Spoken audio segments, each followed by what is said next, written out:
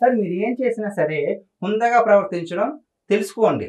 మీరు ఒక మాజీ ముఖ్యమంత్రి సార్. మాలాంటి వాళ్ళు చెప్పే అంత స్థాయిలో మీరు లేరు. ప్రతి ఒక్కరు మీ గురించి చెప్తున్నారంటే మీ బుద్ధి ఎలా ఉందో ఒకసారి ఆలోచించండి.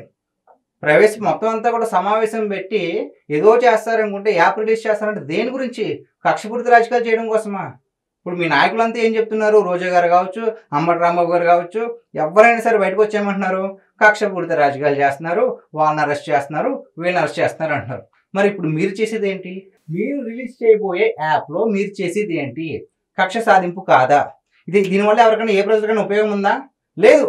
ఒకవేళ మీరు అధికారంలోకి వస్తే మీకే ఉపయోగం కదా, కక్షపూరిత రాజకీయాలు చేయడానికి తప్ప దేనికి ఉపయోగం కాదండి. జగన్మోహన్ రెడ్డి గారు రిలీజ్ చేయబోయే యాప్ వల్ల ఆయనకి ముప్పు ఉంది. నేను చెప్పినట్టుగా వీళ్ళందరూ కూడా కంప్లైంట్ చేయబోతున్నారు అనిపించి నాకు అనిపిస్తుంది. సో మరి దీనిపైన మీ విలువైన అభిప్రాయాన్ని కామెంట్ రూపంలో తెలపండి.